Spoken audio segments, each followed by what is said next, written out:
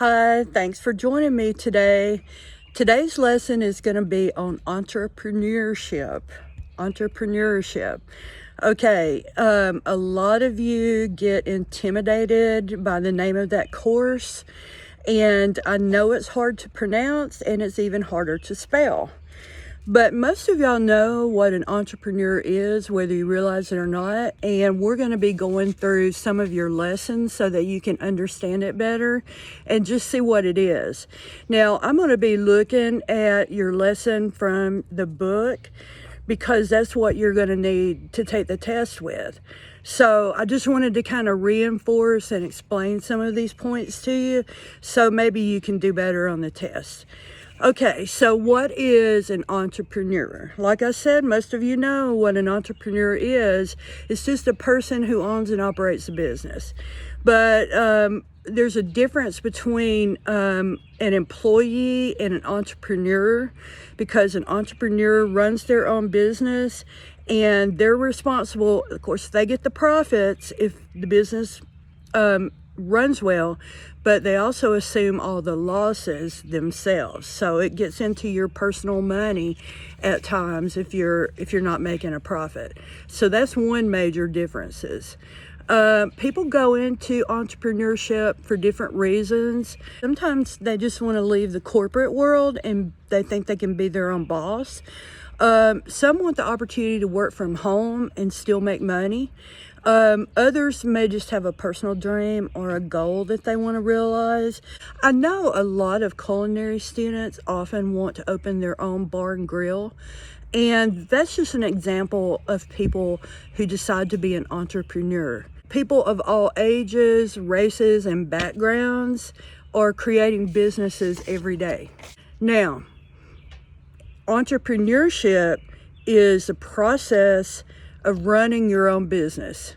So you're an entrepreneur if you run your own business. Now, they look to identify the needs of the marketplace. Usually there has to be a need in order to sell a product. They try to meet those needs by providing a specific service or product. If the business flourishes, the entrepreneur receives the profits, as I said before. But if it fails, the entrepreneur is responsible for the loss of the profit. Now, assuming the risk is what separates an entrepreneur from regular employee. An employee is somebody who works for someone else. But both of those top people have to make decisions, but the entrepreneur is directly affected by those decisions. There's different types of entrepreneurial businesses. One of them is the manufacturing business, and it just produces the product that it sells. They create goods such as household appliances, automobiles, clothes, and a lot more stuff. Then you have the wholesaling business. It's not like the manufacturing business because it sells their product directly to the customer. For example, a wholesaling textile company supplies the clothing for a local men's apparel store. Then you have the retailing and service business. Retail businesses sell products directly to the people who use them. They receive their goods from wholesale businesses and sell them to the consumer. A service business does not make or sell goods, but rather it sells its services. And an example of that might be somebody who goes into a grass cutting business or landscaping business. That's a service business. They actually do something for you. In your book, there's a list of examples of entrepreneurial businesses. You might want to go through that list and familiarize yourself a little bit, because one of your test questions might, I'm not sure because I haven't seen the test questions, but it might ask you which of the following would be an entrepreneurial business. So look over those and get familiar with them and be sure you can tell the difference.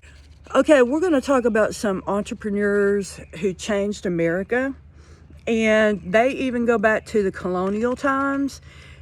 Some raised crops and tobacco, while others were bankers, merchants, silversmiths, and a lot more stuff. In the 19th century, there was a machine that brought about a major improvement to the U.S. economy, and that was the reaper.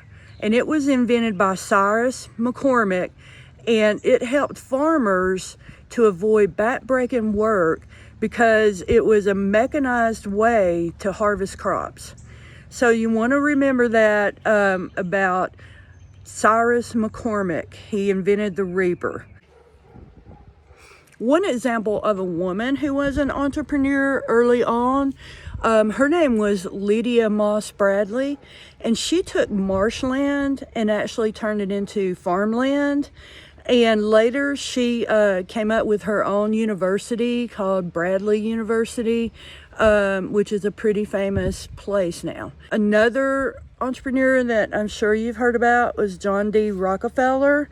And he began working as a clerk in a produce company. But after he saved his money, he entered the oil refinery business. And he made a lot of money doing that. Now, he created Standard Oil, which, as you know, you've probably seen Standard Oil service stations. His Standard Oil owned most of the main refineries. Okay, you've heard of Henry Ford. He was an entrepreneur. You know, he had the Model T automobile, and he started the automobile business. Then you have another woman, Olive Ann Beach, and they formed the Beach Aircraft Company, which became a leader in the aviation industry and the production of military aircraft.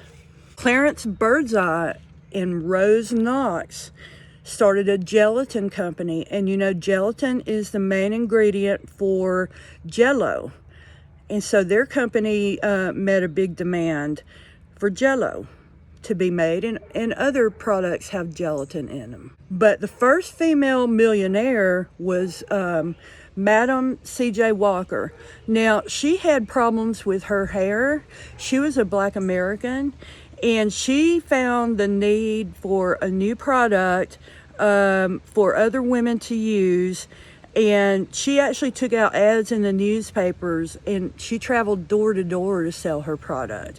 She made hair treatments. This was back in 1984, and what happened was she was making hair treatments for her own self, and they worked really good. So she saw the need for many women to have those same products. Starbucks Coffee Company is another company that started off very small with an entrepreneur.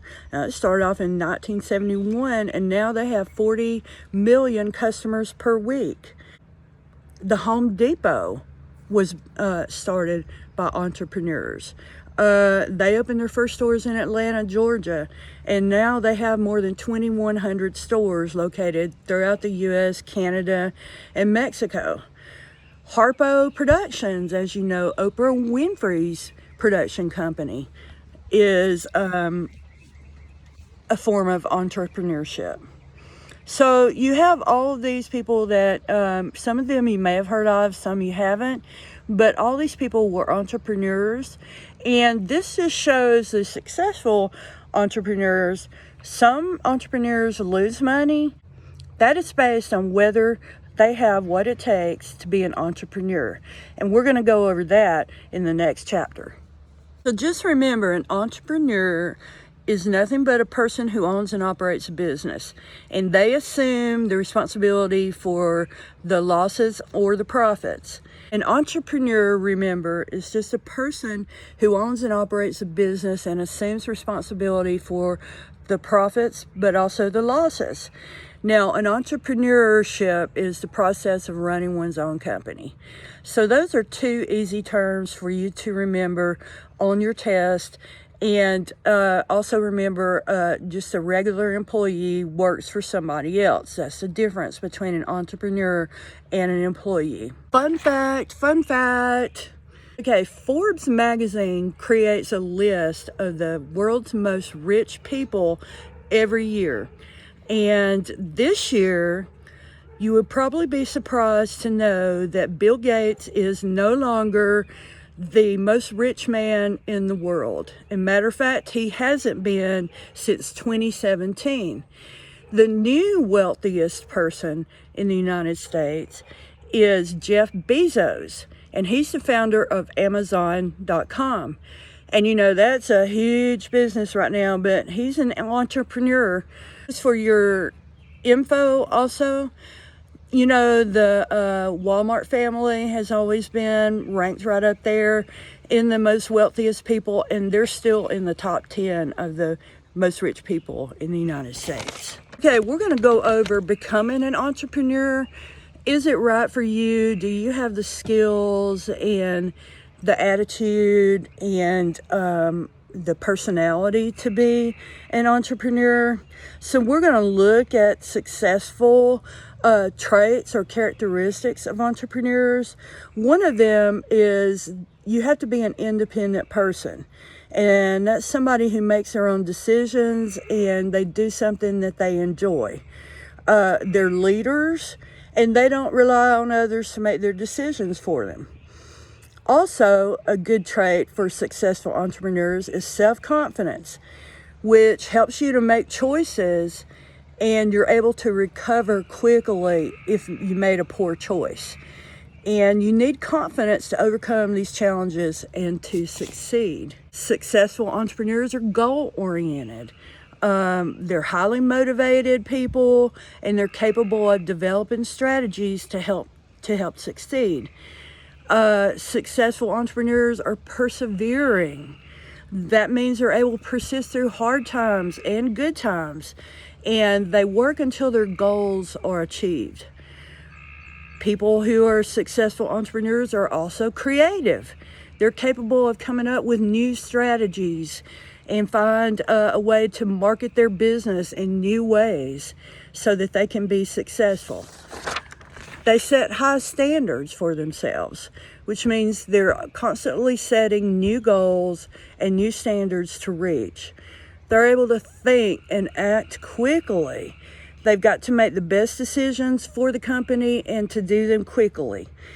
They remain up to date with technology. Today you got to be able to use technology to do anything. So you've got to keep up to date with the available technology that you have. Now, some entrepreneurs don't work solely by themselves. They hire people who are employees of their business. That way they don't share a risk in the profits or the losses. They're just employees. But you need team players. And by that, I mean people with commitment, competency, communication, cooperation, and again, creativity. Those are all things that will help you have a good team. Now, how to start your own business, how to start your own entrepreneurship. One thing you can do is go to the library and do some research, or you can go online and do some research about your particular product, and is there a need in the market for that, and how can you come up with different ways and be creative to help set your product aside from others. And you might want to set financial goals. They include how much money you would earn from your product or service. It's important to make realistic but attainable goals. Okay, entrepreneurship is not for everybody, and you've got to take a self-assessment sometimes and list your strengths and weaknesses to see if you think you would be able to work on your own and run your own business.